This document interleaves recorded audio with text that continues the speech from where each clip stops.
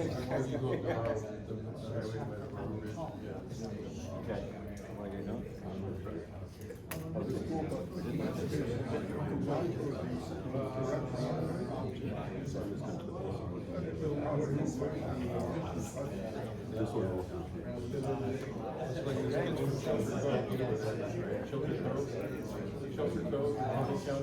All right, guys, hope you've enjoyed breakfast.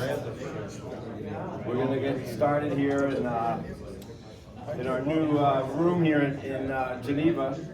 Hopefully this will be only this month that we're in Geneva, but next month we plan to be back in Mears. But thank you for changing the routine here and showing up today, and really do appreciate it. A couple of announcements. Daly, who's our MC, is traveling to Los Angeles, so he can't join us today, so I'm stepping in for him. And Lorenzo, who was on our leadership team, is in New Mexico, helping his wife's sister's situation over there. So he usually is number 2 on MC, so you've got me today, but I'll try to do the best I can. So just a few announcements. I want to make sure that if there's any prayer requests, that we have little cards on the table. If you could just write it down, leadership will pray for your requests, and know that you're being held in that space. We really do enjoy praying for people that are in need and help them in any way that we can. Clay is traveling. Clay Redke is traveling. He's having a tough time with his open heart surgery, and then he had cancer, and now he's got a foot problem that's been ailing him for a couple of years. He's traveling now. We just got to hold up Clay in prayer too, because he's had some really tough people. But he'll be back here next month. I want a quick announcement on street meals. Rick, you have a request? You said next month. I thought that this was going to be our last prayer breakfast for the summer. So I thought that we wouldn't meet again until September. Thanks for clarifying that, for that question, Rick. No, we are going to have a July breakfast. Oh, we are? Yes, and then we'll take August off, and then September we'll kick on to that and go right up into November, and probably not have December, I don't think, but we're weighing in on that. But yeah, so we will have a men's breakfast next month, and with a guest speaker, and it's the person from 1951 Coffee. yes, Doug Hewitt. Doug Hewitt will be joining us from 1951 What's Coffee. the day? It's going to be the 3rd Saturday of the month, which is the 19th. Thank you. Man, you got like a calendar in your brain.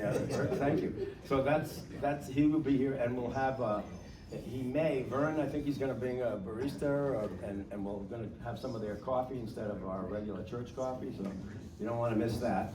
And Doug will be sharing with us how he's gone through his immigration process and built up a business here in Berkeley, which is great. A quick reminder about street meals announcements. They need men's belts and also lightweight jackets, not sports coats, but men's belts and lightweight jackets they're looking for now. So if you have some that you've grown out of or you've grown over with, bring them to church tomorrow. There's a little wagon in the narthex or outside of the narthex, and you can just put them in there, and they'll get brought to the street meals food bank, where a clothes bank where they can where a lot of people are being clothed with donated food. And then a reminder, on July 5th there's a food pantry. We won't have a meeting, but Beth Thompson's asked some men of our Men's Connect here to do a barbecue, and so we're going to be cooking. And so if you want to join in to help Beth and the street meal, not street meals, but the food pantry, that would be great to come on the 5th, enjoy some food that we'll cook, and also help out and volunteer and learn a lot more about how the food pantry works, and which is part of the kitchen. What day was that? That's going to be July 5th. Okay. So it's a Saturday, and it's right after July 4th, big party day, but she's strong on having this, and we're going to support her. So I hope you guys can attend on that. Without further ado, I'm just gonna turn this over to Steve to introduce our guest speaker. Thank you.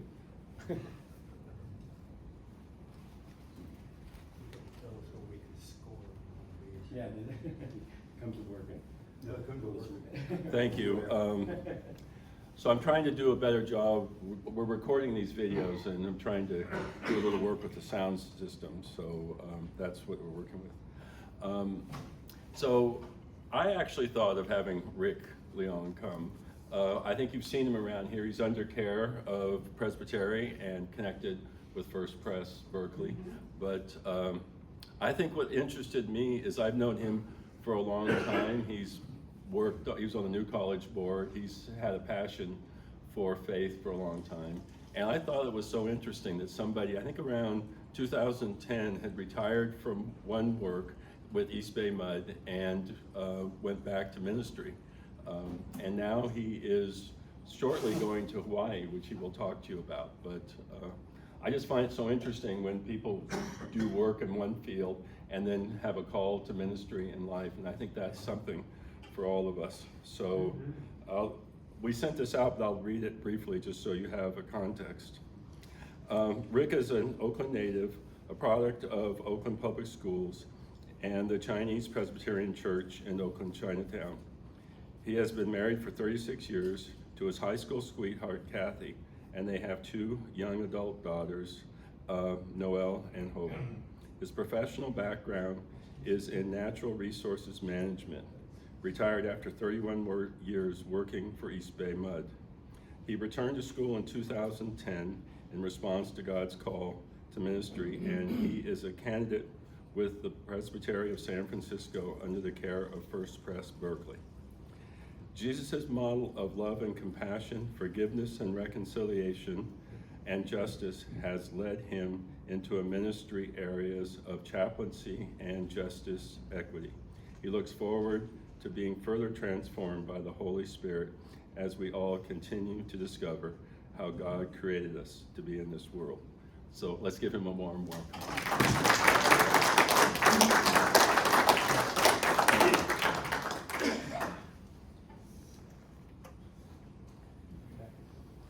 Thanks, Steve. Can everyone hear me? Do I need Yeah. to use this thing? Can you hear me? Yes. Okay. It's really good to be here, and actually the invitation to being here at the Men's Connect Breakfast is actually, there's a bit of my story that I'll get to that's related to men's ministry here at First Pres. So Steve asked me, to just share my story. I thought about the word discernment. I mean, we're all constantly hearing that word or using that word, figuring out life, right? Whether we're just coming out of school, discerning what career to move toward and, as a young adult. And like probably many of you already know, right? It continues for a lifetime. Steve mentioned that I retired, but even that word, and one of the reflection questions touches on that word and what it might mean to you now, what God may be teaching you about what that word means, what he thinks of that word versus how we define it here, in our human lives. So I'm just gonna walk you through my story, like discernment over the years. Now it's gonna just touch upon, there's so many small things and details and events or experiences or relationships that have kind of shaped my journey so far. But I'm just gonna be touching upon some kind of higher level, larger highlights of that to give you an idea. And one of the images that I'm gonna use is, and everyone probably has their own image that they might consider when they think about discernment. I've always pictured this open door that's just cracked open. And God has seemed to have placed these open, partly open doors for me to kind of enough to look into. A lot of times wanting to shut it and walk away, repeatedly. And then finally, walking through some of those doors. So you'll see that theme of the open door. That might work for you, or maybe you have something else that works. A lot of people use windows or just openings that where God's tapping you on the shoulder. That's an image that resonates with me.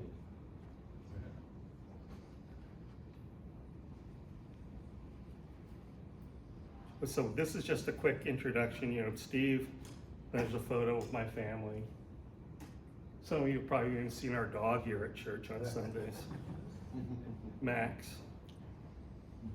So discerning God's call. I know years ago and growing up, whenever I would hear that phrase, it sounds like such a church, Yeah, I think Charlene even mentioned that, how we like to use certain words in church. Discerning God's call, it always, these are just the themes that I'm going to be going through. It's always been traditionally, at least for me, the way people have used it, right, associated with someone going into full-time vocational ministry. Other than that, discerning God's call really wasn't in my vocabulary as a young adult. But over time, through experiences, going back to seminary, I've been using this definition for myself. It's that God's call is an invitation to specific purpose, mission, and relationship with the Father, Son, and Spirit. So you can see in this definition, purpose, mission, and relationship, it really doesn't have anything to do specifically only with vocational, full-time Christian ministry. This definition could apply, it applies to every single person, no matter what they're doing, whatever stage in life, from high schoolers that are trying to figure out what they're going to do next, to those of us that are retired and have this time ahead of us. These three words, apply to all of us in our lives here on earth. Ephesians 4:1, therefore I, a prisoner for serving the Lord, beg you to lead a life worthy of your calling. For you have been called by God. Always be humble and gentle, be patient with each other. Make every effort to keep yourselves united in spirit, binding yourselves together with peace. Not just applicable to full-time vocational ministry. In John, God says, I chose you. I appointed you to go and produce lasting fruit. This is my command. Love each other. Again, it can apply to full-time vocational ministry, but it applies to every person's life.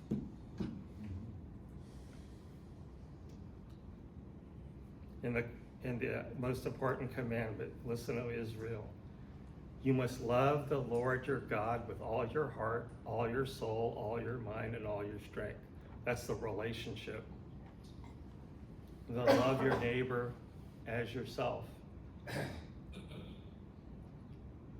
And this is just another passage that also speaks to the different gifts that God gives to different people. But we're all part of the Christ body. Some of us are apostles, prophets, teachers. So the question is, are we all apostles?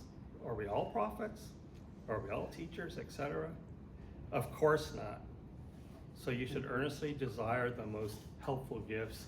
So that's part of the discernment process for me. It's like, well, what are those gifts for me in particular? And I'm sure that, for each of you, thinking about what are those gifts that God is either have given you and you've developed, or that he wants to develop in you, no matter what age you are, to be constantly being aware of the gifts that he would like to see you develop. And I'll have to say, they're not always, it's not always a smooth process. Sometimes you fight against it. I fought against it a lot. So here's the open door. And for me, some of the basic things over the years that I've learned and continue to learn, prayer is so significant. And not just speaking to God, but it's the other part, listening. And that's part of like seeing these open doors in your life, or the interactions you have with relationships in your life, or life experiences that you experience. So worship, Bible study, group study of the scriptures. We learn so much in scripture, and a lot of it can be used for our own personal discernment of where God is calling us to be. Life experiences. This is a huge one, at least for me. Trying to take away from experiences that God, brings us to or takes us through. Good, bad, hard, challenging. With our families, faith community here at church, Men's Connect Breakfast. Work is a big one for a lot of us. And our leisure time and everything else. Every life experience God is communicating to us. It's just whether we're actually listening in those moments. And then relationships, a huge part. And I think all of you are aware, that's why you're here. The relationships that you're having in this case with men in our community of faith, which is huge. And it actually played a big part in my life, and actually has been a big challenge for myself. Beginnings, Oakland, California. High school pictures, there's a picture there of our church in Chinatown, where I grew up, school pictures. Those years were very important, and I think I'm getting more and more thinking back on those experiences than what I realized was happening at the time. And maybe that's similar for a lot of us when we look back at experiences even years and decades prior. I can remember there's certain relationships that I had that I continue to maintain, like from high school. There's only a handful, but those are like really key and formative for me. And I've tried to continue to maintain those, where people would reflect back to me, for example, where I got to learn more about who I was by their feedback with me, or what our relationship was like, or comments that they would make. Rick, is the large group picture there, is that your church? No, this is my high school class. That's your high school. Wow. It's Skyline. This was the Skyline in Yeah. Oakland. Yeah, a classmate somehow dug these up.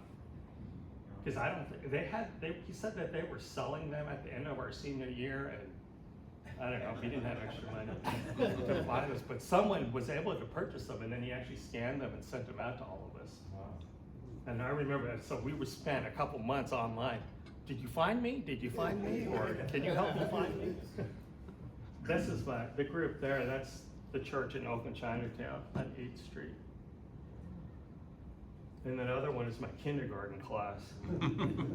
This teacher right here was a huge influence on me. My first public school teacher, and I ended up inviting her to my Cal graduation, and she came. So that was important. Yeah, Paul. Just out of curiosity, what year did you graduate from Skyline? 80. You're trying to see if you graduated with Tom Hanks, but no. I was 74. This is my 3 brothers on top of my dad, my late father. That's you in high school, isn't it? Yeah. At Skyline, isn't it? Yeah. Yeah, it looks like Skyline. Okay, so this is the first open door, one of the ones that was significant for me. You know, we got involved in scouting really early, my brothers and I. And my dad was a volunteer, my mom and Cub Scouts volunteered. And a lot of our friends from school joined scouting. So we were involved, I mean, for years, we're involved in, it's really where I got my introduction to, I mean, we did a lot of camping and things like that with the scout troop. So that was like my first introduction to the environment outside. And there was something about it that really piqued my curiosity, wanting to learn. So that's kind of where that started. And then my family even, and it's kind of interesting. So, you know, East Oakland, Chinese family, not your, I don't think your typical like, yeah, let's go out and camp type of family. But my parents were just interested, talking with them later, they were just interested in exposing us to different things. So they had to kind of learn how to camp and stuff like that as part of the process. But I remember we went to several national parks when I was a kid. And it was another huge exposure to the outdoor world, right? There's a lot of education that can happen in parks. At the time, I probably didn't realize it, but I look back. When I think of pictures like this, it reminds me that I'm part of something that's way bigger than myself. I think we talked a little bit about in that series that Charlene and the pastoral staff did on awe, you know? So I think that's, if I can remember, that's, you know, this is like when I was 8, 9 years old. And I remember on these trips,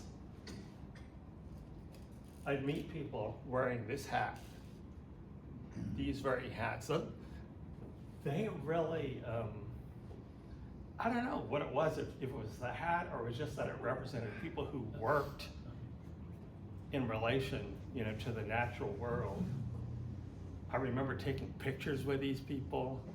I don't think my brothers, it's like, you know, when you take kids to Disneyland, they want to take a picture with Mickey Mouse. This was mine. So I'd look for the ranger and, hey, can I take a picture with you? Yeah, so there was something about it, and these people were vocationally caring, protecting the natural world, so people like us can enjoy it. So that was another big open door, you know, going on these trips with my family, these experiences. So move on quickly to high school, and I was one of those kids in high school that knew exactly what he wanted to do. I remember when our two girls were growing up, it's like, you know, most kids in high school are thinking, I have no idea, you go in undeclared. I found the 2 forestry schools in California. I applied to them both. I hope you went to Humboldt.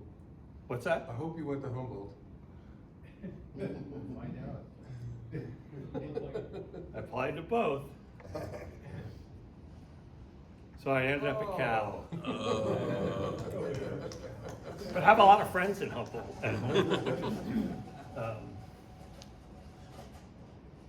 So I ended up going to forestry school as a freshman. I declared my major right away. It was strange. And did 4 years at Cal, have amazing, all these classmates right here, this is how large my forestry class was. Just, what is it, 30 of us? And we still, I don't know, every 2 or 3 years we get together now. I mean, they're lifelong friends and relationships. We learned a lot.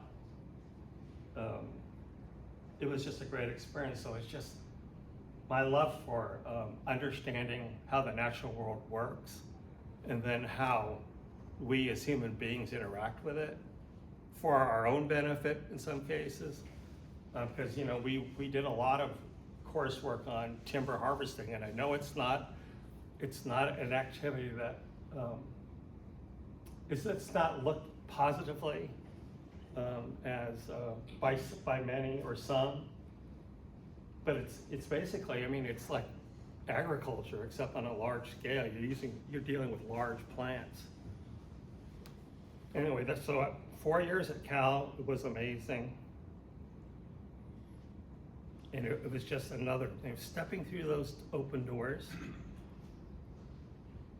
And then during college, I was really drawn to, there are so many aspects of forestry that you could get involved in, right?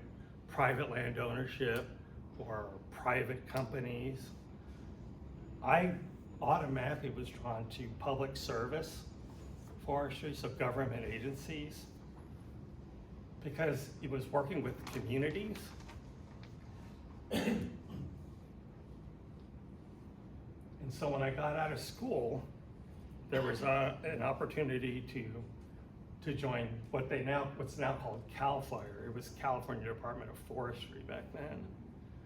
And I was there for 7 years.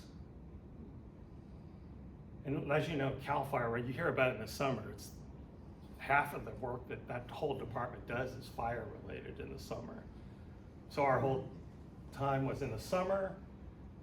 Everyone was focused on fire.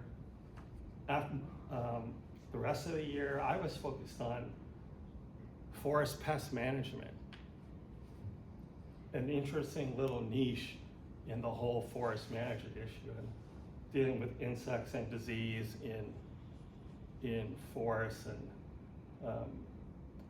its negative impacts or some positive impacts of that, and helping landowners manage those infestations. So I was there for 7 years, and then I came to a crossroads, another open door. There's the crossroads.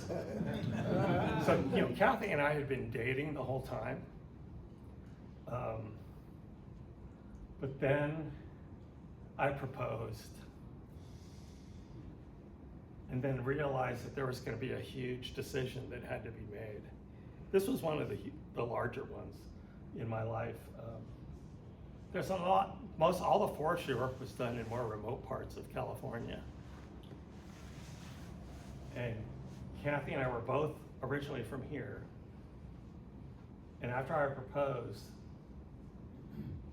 she said that, well, I'd really like to stay in the Bay Area, Oakland area, East Bay. I said, wow, we need to talk about this. My whole trajectory was either Northern California or Washington, Oregon. But she really wanted to stay closer to family. And we had that long conversation. I mean, we were gonna get married. But that was, you know, I was moving from here to thinking about am I gonna end up having to change my career completely? We got married here in this sanctuary. So we made the decision that we settle down here in the Bay Area, and I'd have to start looking for a job. Another open door happened. 1989. I got connected with the East Bay Municipal Utility District, a public water agency here in the East Bay. If you live here in the East Bay, a lot of you get, you know, the water from East Bay Mud. I had no clue that they actually, or how much land that they oversaw or managed. So East Bay Mud's system was over here. This is the Bay Area down here. All our water comes from here, the McCollum River and the Sierra foothills. And I found out that the water district had a whole natural resources department. So I started exploring. I said, what's this about? Well, I ended up getting a job at East Bay Mud in 1989. And I ended up getting involved with fisheries work, which is related, right, in terms of the natural resource management. There's a picture of a younger me with a lot of black hair. But the water district owned land, open space lands here in the Bay Area, which some of you may be familiar with around the reservoirs. But most of the land that they own is in the Sierra foothills surrounding the reservoirs up there where the water's collected, the snow melt, then it's piped all the way down across the valley to the Bay Area, which eventually ends up in your faucets. So it was amazing. So as I continued to work, I started there as a ranger in the field, and then gradually over time I continued to work there and got involved in a lot of interesting work.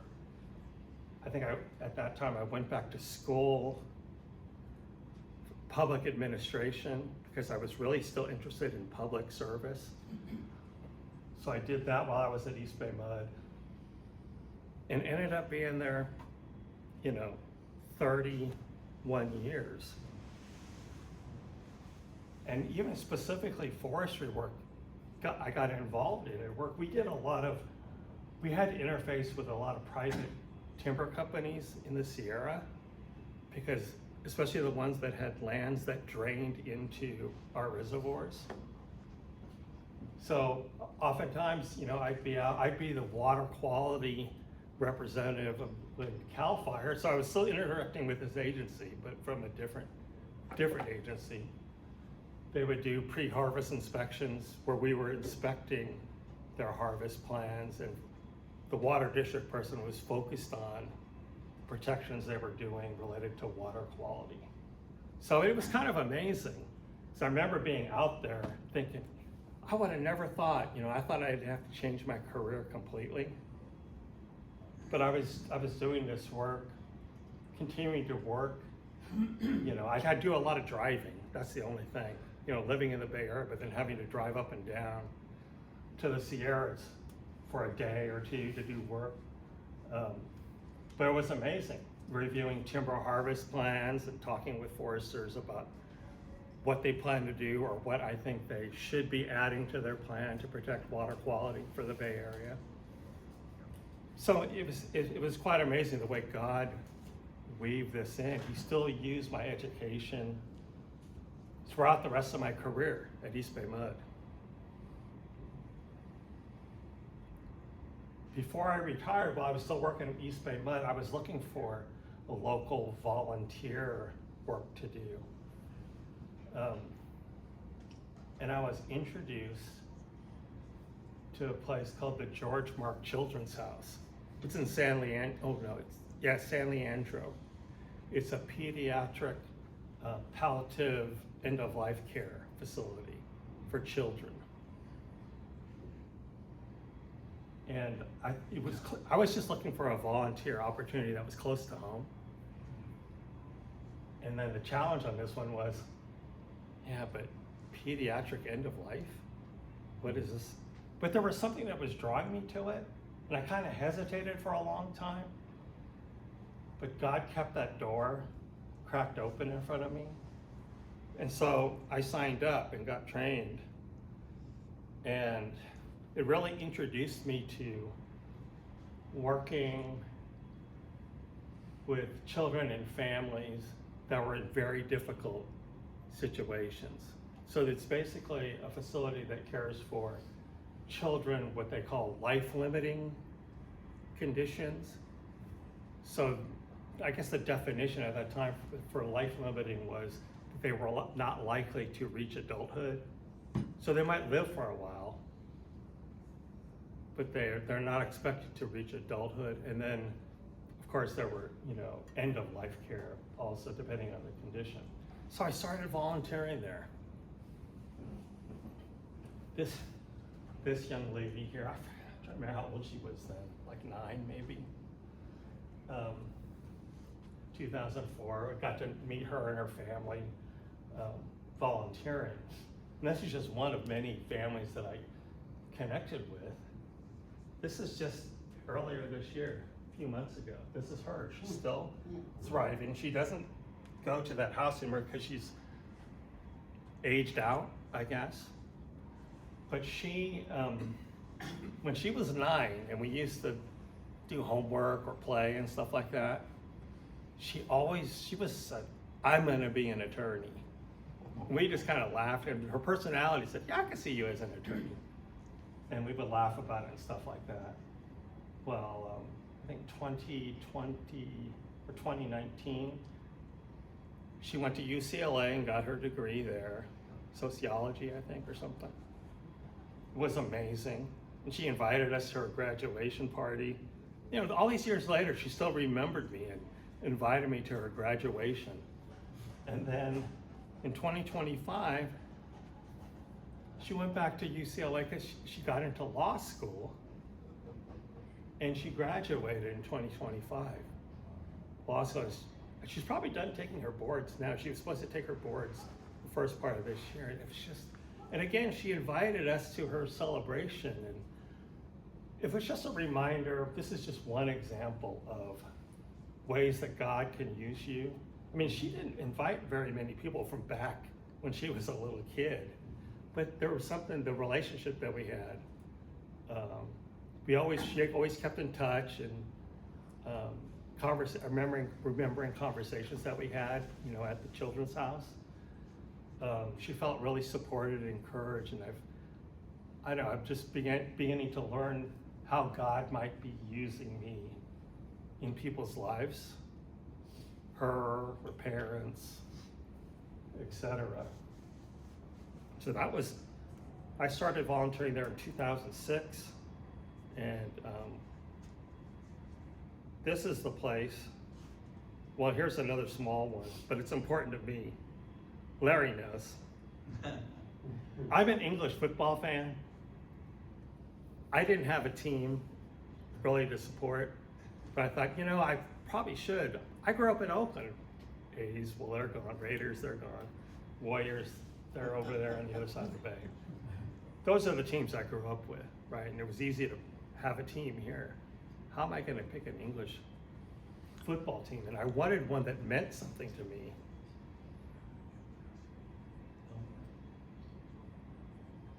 This team is Aston Villa. It's in the English Premier League. When I was volunteering at George Mark Children's House here in San Leandro, I asked them about the history of their facility. They said they were modeled after pediatric hospices in the UK. Oh, interesting. And they told me about one called Acorns Children's Hospice. So the one here in the United States, and actually was the first one in the United States, this one in San Leandro. There are several now, but it was modeled after this organization called Acorns. So I'm looking for a team to support kind of separately, right, in my sports life. See that jersey in the middle? When I was looking, that was the year that team decided to have this, to take off any commercial, you know, United Airlines or Ford or whatever sponsorship on their shirt. And they were going to put this organization, Acorns, on their shirt. And I said, well, wait a minute, Acorns? Sure enough, it's the hospice. And I right then and there, I just said, well, that team chose me. I've been supporting them ever since 2006. And this young man, I met through my fandom, because he's a fan who lives over in England, but he has muscular dystrophy, and we connected and became friends. And you know, just earlier this year, I spent time with him when we were over there. But every year, all the supporter groups here for Aston Villa, I kind of spearheaded fundraising for Acorns. So we raise money every year, and we've, you know, so far we've raised like close to $121,000 for this nonprofit in the UK. But there's this passion about caring for families specifically in children that are in these situations. So another opening, connections, even sports related, it somehow reaffirmed my passion for that. So while at George Mark Children's House in Caring for Families, this is the door that kept opening and I would close it, opening and I would close it. I sensed that he wanted me to go back to school. Okay, now think about it. I think at this time, our oldest daughter was about to go to college. I was, 20 years into my career already. There's no way. I just kept closing this door over and over and over because it didn't make any sense to me. We were trying to figure out financially how to send our kids to college. And God just kept opening this door. He wouldn't let me forget it. And finally, he told me, I still remember this clearly, just apply. I'm not asking you to do anything else. Okay. So I applied. And then while I was working full-time still at East Bay Mud,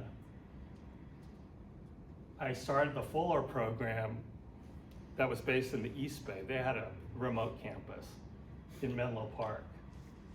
And then for the next 8 years, this is a 2-year program, 8 years, I was going to classes 1 quarter at a time. And God just continued to transform me. It was quite a spiritual journey, seminary. Wasn't the academic part, it was there, but it was very much a personal transformative journey, learning about myself and stuff. And eventually, 8 years later, I graduated. And then, again, the whole nurturing, chaplaincy became a word that was important to me and learning more about it. I graduated in 2018, and then I realized that my career at East Bay Mud, that I was actually eligible to retire in 2019. And right then, I started feeling like I was in rhythm with what God was trying to do. Because it's like, well, how could the timing have been like that? It was planned that way, it seems like. That there was more work that he wanted me to do once I retired from East Bay Mud.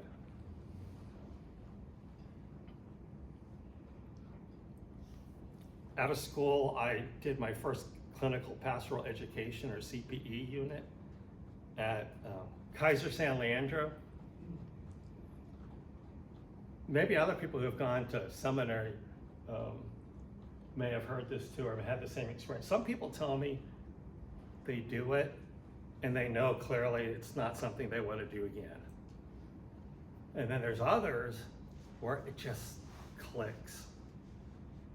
There's usually not an in-between when it comes to clinical pastoral education. Well, this for me, it really clicked. It really clicked. It was that, it's hard to describe it. When you know that you're where you're supposed to be, even if the situation's really difficult, but you know that this is where God wants you to be.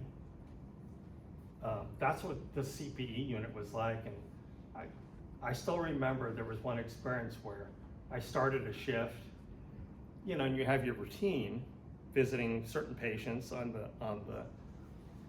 the list, but then you get that call first thing.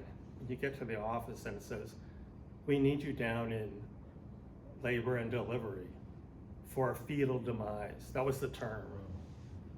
I'm thinking, fetal demise?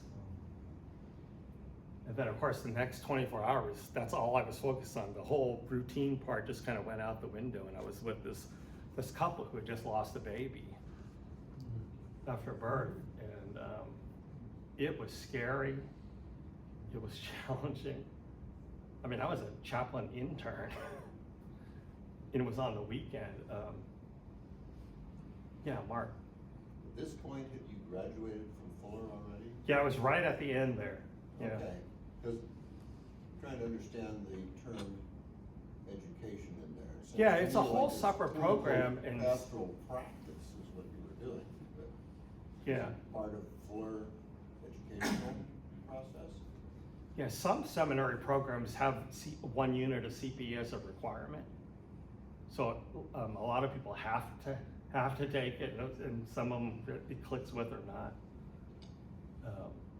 So that was, forget what year that was, 6 years ago or something like that. But it was amazing. It was really challenging, but it just again reaffirmed some of the doors that God had me walk through. And you got to remember, this is all after I retired. And then in 2020, this was a door that kind of came, that hit me by surprise when George Floyd was murdered, May 25th, 2020. I was in a men's small group. I've told this story in the sanctuary several years ago, but I'll just try to make this one short, a short version. I was part of a men's group here, made up of men from this church, that we had been together for, 15 years, meeting weekly. It was an amazing group. After this happened, I was really hit hard with it, and I was trying to understand why it personally was hurting so much. And I read this statement that was offered by pastors from black churches across the country when Juneteenth came along the next month. And I shared it with my small group. I said, I'm really struggling with this. And I shared this article with them, and the response I got back was not what I was expecting. It was like, do you really believe this? This is really just a political thing. It's not a theological statement. It just shocked me.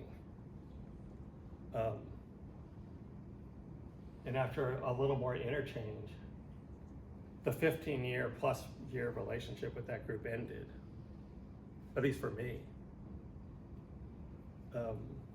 I wasn't seen or heard. I totally understand that people have different views. I mean, we know that especially today, right? It's very obvious.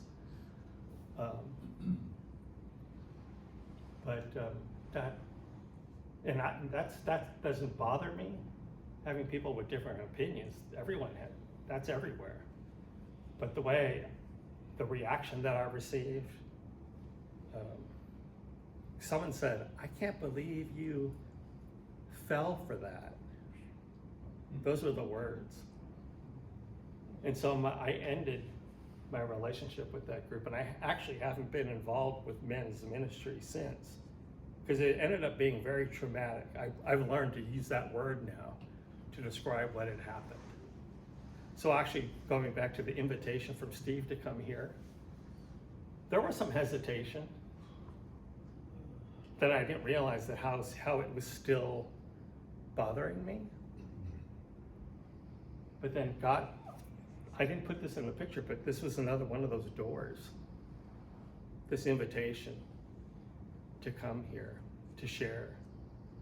So I decided to step through it before I hesitated too long and kept shutting it, right? Steve probably would have kept asking me, but I said, So I really appreciate the invitation. Amen. Personally. So after all that happened, I really got involved in the racial justice group here at church. So this is all, again, the door of George Floyd's murder. I got involved in the racial justice in the church working group significantly, and we did a lot of work with staff. We were doing like a self-assessment. What's the condition or the health of our condition of our church related to injustice or white supremacy, structures. It was a really good time with staff of learning about who we were as a church and things that we can continue to strive to get better at. And then the presbytery, our presbytery that we're connected to, San Francisco Presbytery, was starting to get involved in a lot of racial justice work. And again, God was, and here I am. So, right, I was on this chaplaincy trajectory. I started the ordination process, started taking my exams, and then this George Floyd thing happened. And I was very challenged by, wait a minute, I need to focus my time on what I'm supposed to be doing. There's a timeline that I'm supposed to be headed toward, ordination. But God kept reminding me that, I need you to follow my rhythm for your life right now. And he kept throwing this stuff up in front of me. And I felt a lot of passion about it, racial justice and equity. So I got heavily involved, or still am, with the presbytery now in terms of racial justice work. We just finished in February. I was on a team at the presbytery where we spent 2 years studying the presbytery and did a racial equity audit of the presbytery. So similar to some of the work we did here at this church, but even more extensive about history of where we've fallen short, how we've maybe, say, example of treated our Spanish-speaking or Black congregations compared to other congregations in our presbytery. It was, they were really kind of sensitive, difficult conversations to have, and actually to put it down on paper and present it to the presbytery. But the presbytery is moving forward to do some of this challenging work, which is great. And now I'm a chair of a presbytery committee called the Committee on Representation, Belonging, and Empowerment, which is part of the steps of paying careful attention and listening to the voices that haven't actually been heard historically, in our presbytery. So, I'm following God's leads, and it's taken me way off the track in terms of what I thought my ordination process would be. But it feels right. And God's saying there is no timeline. Everyone's timeline is different. This is mine for you. Though it's still difficult, right? Because you've been on this long process and you want to get it done. So clarity on chaplaincy, more and more, as you can hear in some of these stories, and there's more. There's so much clarity because during since the years I graduated, there was people approaching me about, would you be interested in a parish ministry, at a church? And I've done a couple like short temporary things at some local churches, and I've enjoyed it, but I kept coming back to this care ministry of chaplaincy. So that kept being reaffirmed for me, even to most recently. And then brings us to today. Steve mentioned that I'm gonna be off to Hawaii. I decided to do some more CPE, but this time I'm doing what they call a CPE residency, which is a 12-month full-time. Like before I did it was part-time because I was working full-time at East Bay Med. This is a 12-month full-time chaplaincy residency, and I'm doing it in Honolulu. Why Honolulu? I have family ties there, and there's some other factors that made this an opportunity that God kind of opened up to me, that they had this kind of program over there. Because there's several CPE programs here in the Bay Area I could have easily applied to, and I did. So I applied to a couple here, a couple in Los Angeles, and this one in Honolulu. What pushed me toward Honolulu was they were the first to respond to me. They interviewed me, and then they told me, well, we'll know in like 3 or 4 months, and we'll let you know. Okay. And I was waiting to get interviewed by these other groups.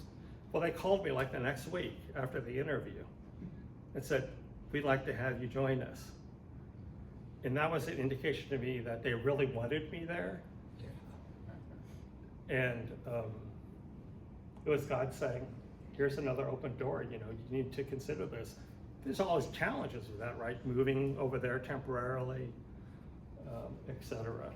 And again, this ordination timeline, even though I'm trying to understand that God has a rhythm for myself, it's still a struggle, right? You fight with your human side. It's like, oh gosh, I mean, this is going to get prolonged a little bit more.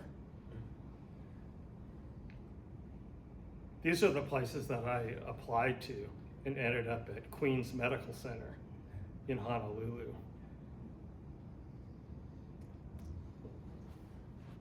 Always an intern.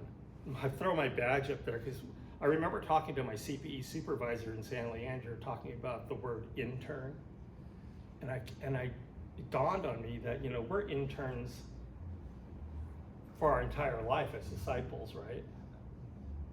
You know, intern, definition of the dictionary, a student or trainee who works, sometimes without pay, at a trade or occupation in order to gain work experience.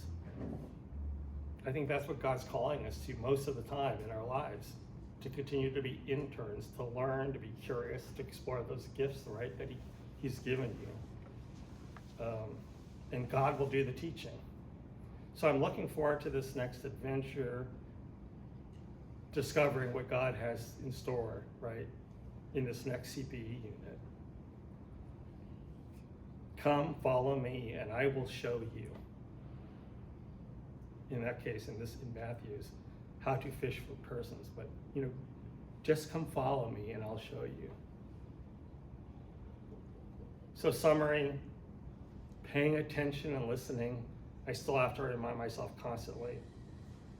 Prayer, scripture, life experiences. Like this morning, some of the stuff that I'm sharing with you, I'm realizing right now as I'm standing here, that this particular experience is also another turning point that's defining, you know, about the whole men's ministry and relationship with men's groups. God's definition versus ours. Realistic, practical, attainable.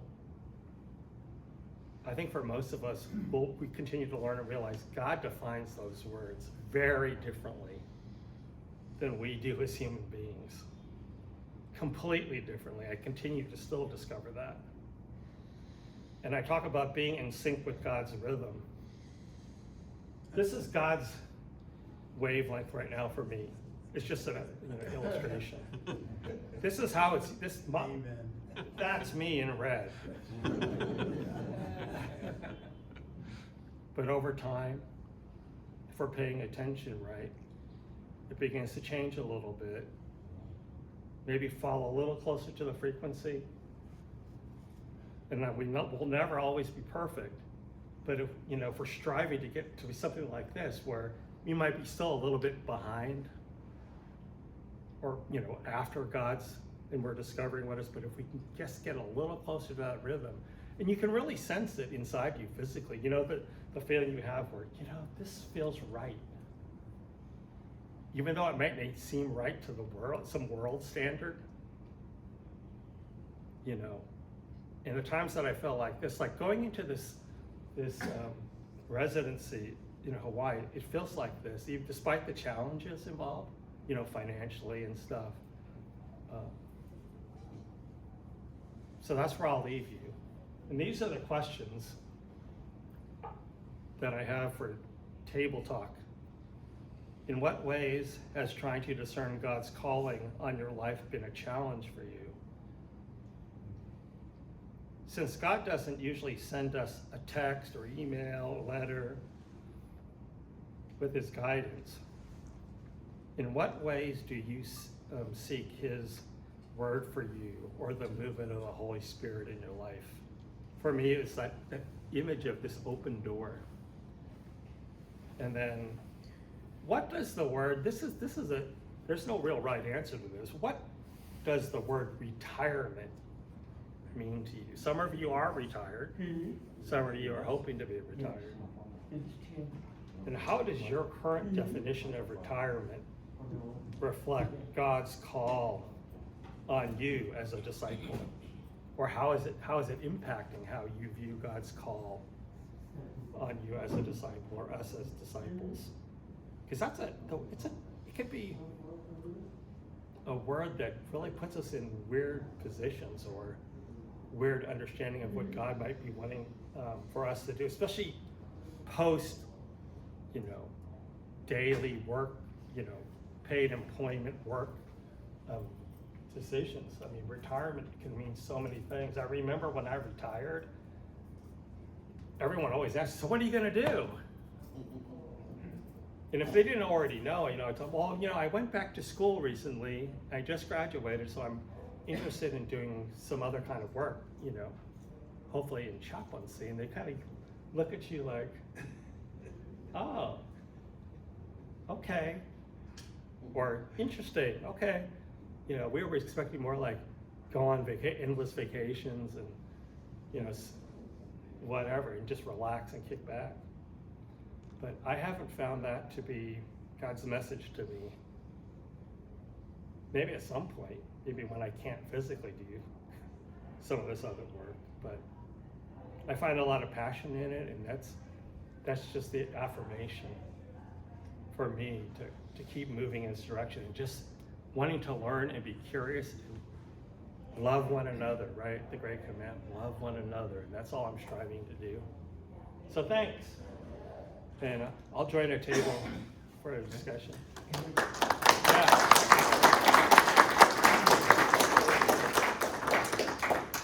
Yeah.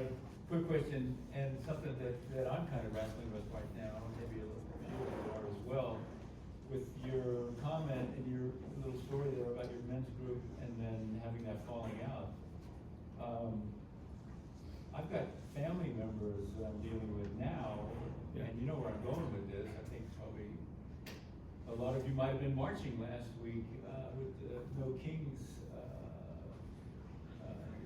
All these demonstrations are happening now, and I got family members that are like coming up with comments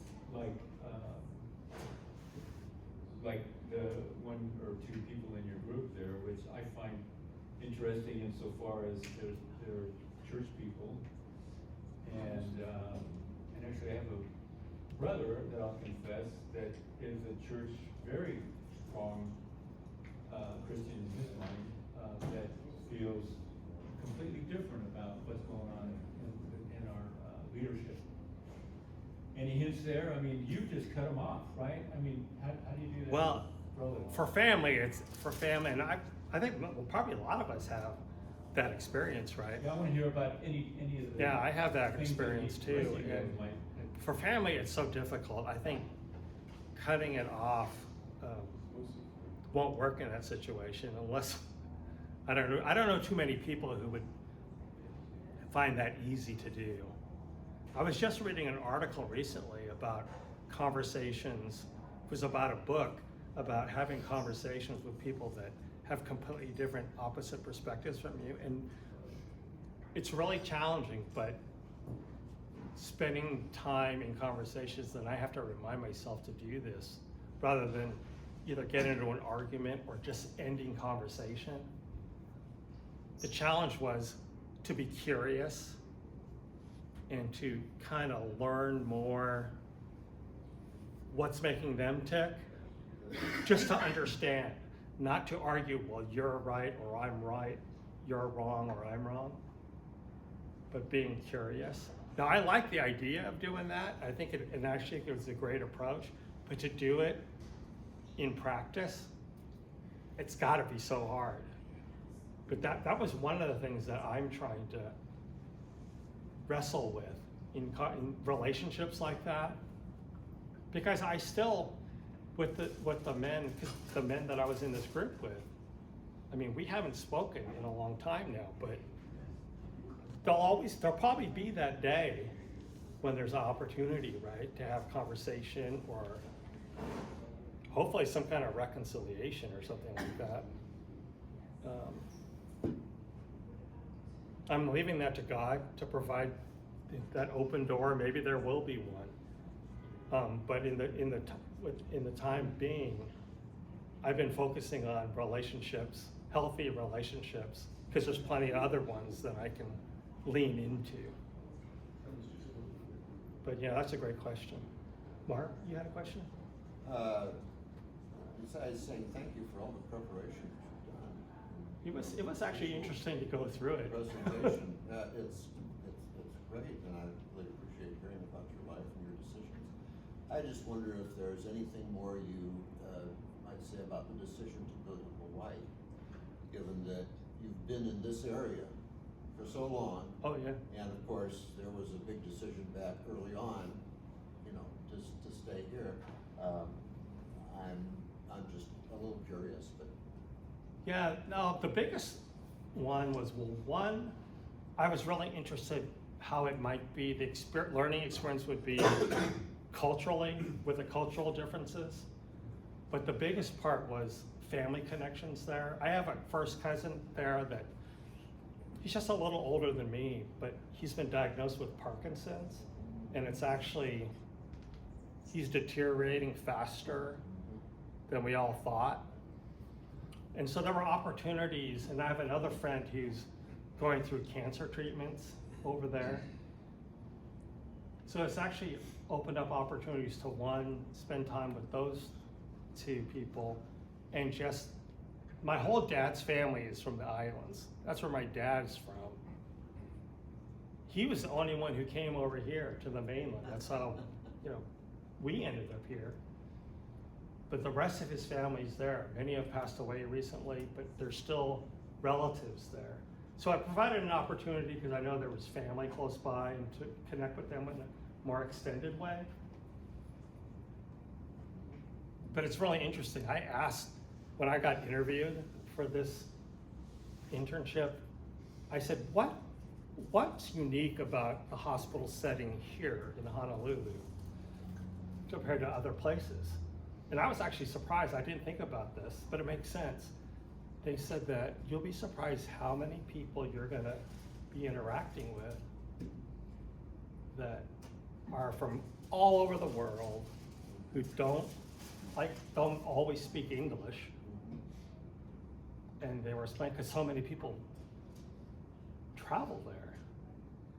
And she goes, you'd be surprised how many people end up in the hospital for whatever reason, whether it's because of an ongoing, you know, illness condition and something happens while they're on vacation, or God forbid, there's an accident or something that happens while they're on vacation. The role play in the interview was just that situation. The director of this program is German, and she acted out as a wife who just lost her spouse because of an accident on vacation, and she's in the hospital, and the chaplain comes. She spoke very little English, and so that, I think I'm going to find that that's going to be interesting. I mean, because when you think about the highs, right, of traveling for a holiday or maybe a vacation that you know, maybe this is your one time you're visiting there, and then something like that happens. I mean, we know people, right, from our church who's had that situation happen. So it'll be challenging, but it'll be different and a learning experience for me. I think we should continue in this group format for another 5 or 10 minutes as people have questions. I think this is a really good format. I just want to say, I had no idea of the pain that you went through connected with a men's group. I think we're all having pain with people that we care for, that we're feeling splits with. Some cases, you know, children and parents, just that we seem to be at a time where we're disposing of things. So I just want to thank you for the heartfelt way in which you're approaching this, and the openness that you're holding it open. I just found that beautiful, and the fact that you're openly sharing with us what's going on with you. I just want to thank you so much for being honest and being vulnerable. It seems like a beautiful part of you, and I can see I'll be a honest gift. with you, in preparing, you know, Mark was talking about preparation. So many times during preparing for this, I'm not going to talk about that. You know, I'm going to leave that part out. I can tell a lot of this other stuff without touching upon that. But my wife kept telling me, but that's not your story. You know, they want to learn your story. Right, and it's actually a huge part of my story, right? I mean, my wife, of course, she experienced a lot of, I mean, firsthand of the trauma. You know, I didn't even use that word to describe what had happened, but as time went on, talking to therapists and things like that, that's the word. And understanding what that means and how prevalent it is in people's lives, whether they're large or small, but trauma, realizing how many people are experiencing that because of either some relationship or some experience, whether it happened, you know, we could be in our 60s and 70s, but it happened when you were 10, it's still affecting you now, right? And you may not realize it to the extent, like for my situation, I didn't realize how, I was deeply hurt when it happened. And I kind of just stayed away from, because people had, over time had asked me, oh, would you like to join our group? Oh, thanks for the invitation, but nah. And this is the first Men's Connect breakfast I've come to since it got restarted. You know, when Michael and the group got it started again. And so again, that invitation that Steve provided was that open door. And like I said, I could have slammed it shut. And again, you know, spending enough time to talk about it in this presentation, I could have avoided it. So it's helping me process it too as well by sharing it. So I appreciate your comments, but you know, it's a great opportunity for me to work through stuff in front of everybody. But you know, that's what ultimately, right? Relationships like these are, I mean, men's relationships with other men, it's unique. It's not, it's similar to some other relationships, but there's parts of it that is very unique. And it can be very, very important. I think a lot of men don't ever get to discover that because they don't have the opportunity to do it. So I'm glad all of you guys are here. I know you must be constantly inviting people to come.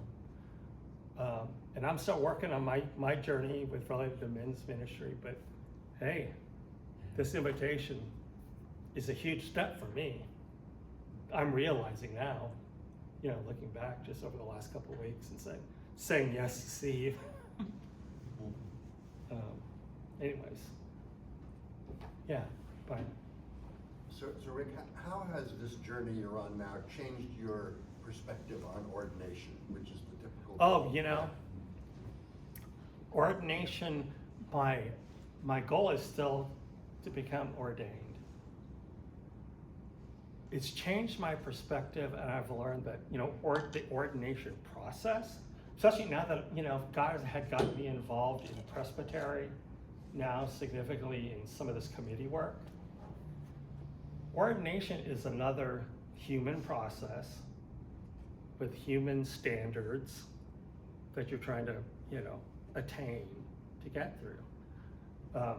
But in terms of the time involved to do it, I'm finding I'm slowly and better understanding that God's timeline for all of this, I want to keep my line as close to the rhythm that God is on. And I think when I was thinking about the human timeline, you know, this is what you need to do. You should do this in this month, do this in that month, do this by the first year, blah, blah, blah, blah, blah. That was me doing this, and God's line was this smooth curve. And until I started trying to align more with his rhythm versus my human rhythm that I wanted to get it done. I mean, I felt like that when I was in the seminary, right? I went to school for 8 years, and I was trying to force myself to take more classes because I didn't want to go to school that long while I was working. And I tried it 1 quarter. It was just a failure. I mean, it was a struggle. And so I went back to a slower pace, and I felt like my line was more, even though it was very non-traditional in terms of the other students that I was with, like they were starting and finishing, and I was still getting there. But then later when I learned that, you know, I graduated right before I became eligible to retire, it made sense. God's rhythm made sense. It just didn't make sense to what I wanted to do as a human, get it over with, because it was a struggle. I still don't know how it all happened. You know, going to school and I'm working all day and then going to school at night, constantly, including the summers. So I didn't take any summer off because I didn't want to extend it to 12 years. But I was able to keep it down to 8 years, which took a long time, but somehow God saw me through it, and it was a positive experience after all that. Yeah, John. I'd love to hear more about your 1 unit of CPE in terms of whether the supervision that's part of the program and the fellowship with the other interns as part of the program was helpful or not to you. You've said that some of this is personal development and there's not much other people have to do with it, but were you able to integrate all of that in the CPE? Yeah, I'm glad you're asking that question because it was actually really significant. And the people, the cohort that I was in, the other interns during that time, I'm still in touch with several of them. And another thing that I really resonated with, well, one, the fellowship, support, and encouragement of us as a group of interns. But in chaplaincy, it's very much multi-faith and interfaith work. I am learning to really love working with people from varying faith traditions. It seems so healthy, and it really meets the goal of what chaplaincy is supposed to be. I mean, because the population within a hospital is totally diverse. I remember one experience, I was called down to ICU because a family was there and they had a family member dying that night. It was gonna happen that night. And I came down, because I was the one on duty that day, or that evening, and after talking with them, you know, you kind of explain who you are personally, like my background. I'm a Protestant Christian chaplain. But I want to know, that's not the important part. The important part is learning about what that family needs. And they were a Hindu family. And I was racking my brains trying to figure out, you know, the best way. And so asking them questions about what they really needed and that I could help either try to find resources or something for what they needed in that moment, because this person was literally like, before that evening was done, was gonna pass away, because they had this huge family group that was there around the bed. And they just said, you know, at a time when you're so close to death, they just said, we just want to pray to God. Do it your Christian way, that's totally fine. We just need to be able to, we want our family all together to be praying over the bedside. After the long conversation with them, so I said, be happy to, and spending the rest of the evening with them. But it just seemed like I want to think, why couldn't life every day be like this, where you have people with different belief systems and stuff like that? But the important thing was this family needed support, spiritual support, and wherever you are, from whatever tradition you're from, you can be there to help with a little bit of that. So I'll always remember that. And I really love working with colleagues from different faith traditions. It just seems, I don't know, what's the right word? You know, when you're got boots on the ground and you're there in the moment, books and stuff like that, that's all out the window, right? It's human being to human being, relationship, you know, community, and it's a really healthy way for the world to live together, these examples. Anyway. Could you describe a little bit about when you were called down to the couple who just lost their baby, and how? I was scared to death. You know, I'm an intern, I was covering on a weekend shift. So I was the only one there. There weren't any of the staff chaplains on. You get this call. I mean, I've never heard that term before in an official capacity. fetal demise. And then I went down there. It was such a, like I said, the whole day changed completely. I was with this couple and their family the rest of the day into the evening. And the sad part was they were still in the labor and delivery unit. So when I was with them in the room, there wasn't another room available for them to move to. So you're hearing crying of newborn babies in the hallway, even with the door closed. And yeah, I just wanted to care and shelter this couple from all that was going on. I still can't imagine what it was like for them,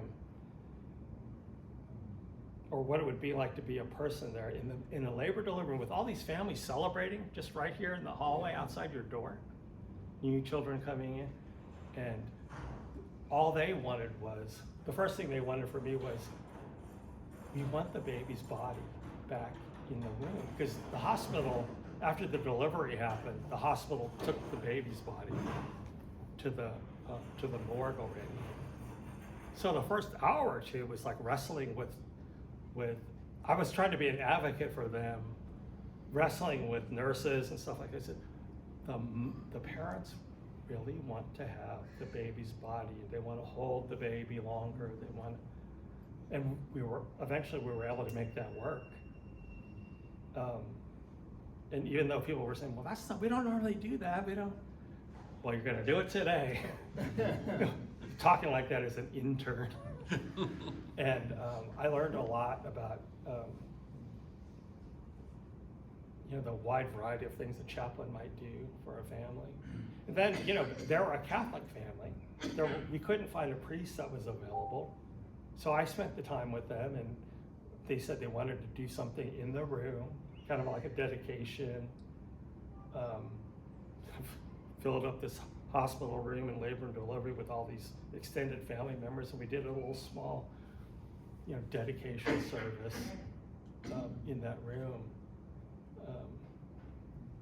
But I'll never forget it. I mean, I was just probably scared to death the whole time because I hadn't done. I mean, how often would you have done this before? But where do you find the strength? How can you do it without crying? But you don't. Sometimes you cry, crying with the family. But all the times where I stepped out of the room to check on resources and stuff like that, I prayed a lot. God, I know you're well aware that this is totally new ground for me. Maybe every human being, doesn't go through something like this. I just don't want to get in the way. I want them to be able to see your love in some tangible way in this difficult time. As simple as that, right? And not to make it too complicated, or something has to be just perfect, and just a lot of asking questions and listening, like what they were feeling, what they were wanting at that time, a lot of just how they were feeling, hugs, nodding of your head, and intently really listening to what they were struggling with. I mean, this was a young couple, right? They were in their early 20s. This is their first child. And so experiencing all of that, in the middle of labor and delivery, where all these other babies were being born, that was the part that really was the most challenging. And I was trying so hard to find another room for them, but that wasn't going to happen. Anyway, so that's just one story. Wow. Rick, we're running out a little bit behind schedule, but I want to thank you for such a wonderful, heartfelt.